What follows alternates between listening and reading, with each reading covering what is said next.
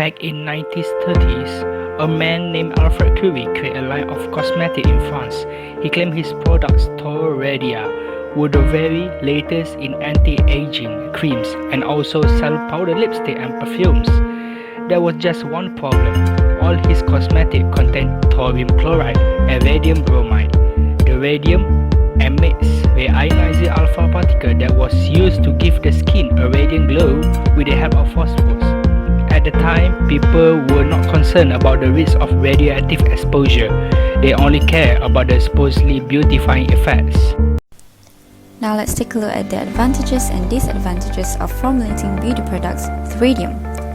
A number of companies put radium into their cosmetics with the promise of radiant and youthful skin, all of which are not scientifically proven. In fact, it is not known if radium can be absorbed to your skin, but radium dust or gas breathed in into the lungs may remain there for months, and it will gradually enter the bloodstream and will be carried to all parts of the body. So with continuous use of beauty products such as lipsticks, face powders, and toothpaste formulated using radium, consumers are bound to experience adverse health effects such as an increased risk of lung and bone cancer, anemia, cataracts, broken teeth, and reduced in bone growth. There are many processes that occur when cosmetic and healthcare products containing radium are used on human skin or being digested. The first process that occurs are the decay of the radionuclide itself. The decay of radium has different half-life ranging from 3.6 days to 1,600 years depending on its radioisotope. Three types of radiations are emitted from the decay of radium, which are gamma ray, alpha particles, and beta particles depending on the radioisotope. For example, the emission of alpha particles is produced from the decay of radium-226 to radon-222. Most of the particles emitted from the decay of radium are alpha particles, and almost all particle emission from the decay is accompanied by gamma ray until it reaches to stable light isotopes. Let's first take a look at the properties of radium. Radium is 1,000,000 times more radioactive compared to uranium, as can be deduced from its specific activity value of 1 kV per gram. All 33 isotopes of radium are radioactive, with the most stable being radium-226, which has a half-life of 1,600 years.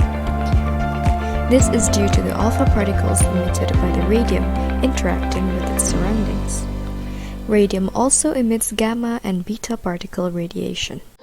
RadioNuclide is an unstable form of a chemical element that releases radiation as it breaks down and becomes more stable. Dosage is the size or frequency of a dose of medicines or drug. Radionuclide dosage is an exposure level absorption of ionizing radiation of an unstable form chemical element to become more stable. The effective dose in skin mean is 13.1 plus minus 4.9 microsievert per year. This value is far from the reference level of 50 millisievert per year for public members.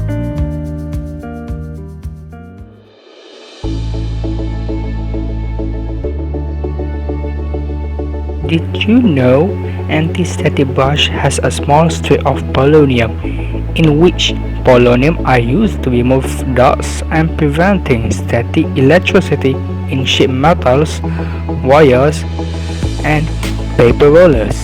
By preventing electrostatic from happening, not only polonium makes our stuff cleaner, but also prevents static charge to damage any of our electronic devices like smartphone.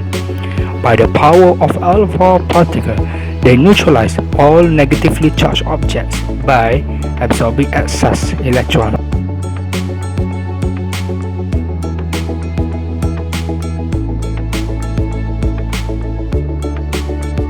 Radionuclide polonium-210 are used in static illuminated brush because the radionuclide provide the absence of static charge on the surface of the object, thus preventing static charge to hold on to dust and particle, allowing easy cleaning of dust.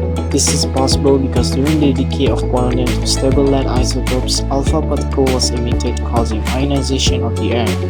The positive and negative ions from oxygen and nitrogen resulted from the ionization of the air then are attracted to the surface containing the static charge, thus neutralizing it.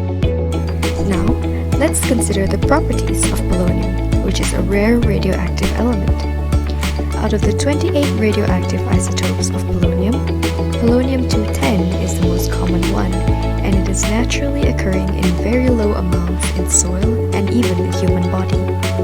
It has a half-life of 138 days.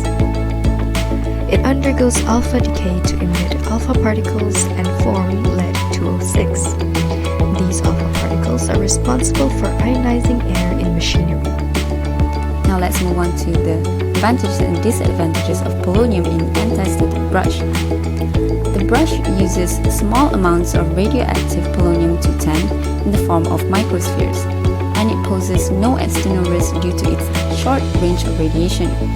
It is useful for eliminating dust from photographic negatives, vinyl cameras and lenses, and its only con is that it needs to be replaced yearly due to its short half-life.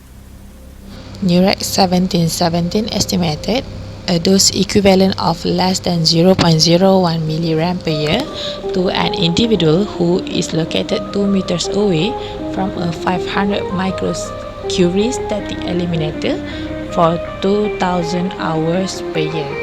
The exposure rate at 2 meters was estimated to be 3 times 10 power of negative 10 rem per hour. They also calculated of effective dose equivalent of 0.2 mg per year to an individual who carried a 500 microcurie static eliminator in a pocket for 2000 hours per year. As we can see, the amounts of dose limits for each individual are different depending on their occupation. Eyes is the most sensitive organs that can quickly affected by radionuclide and can affect cataract.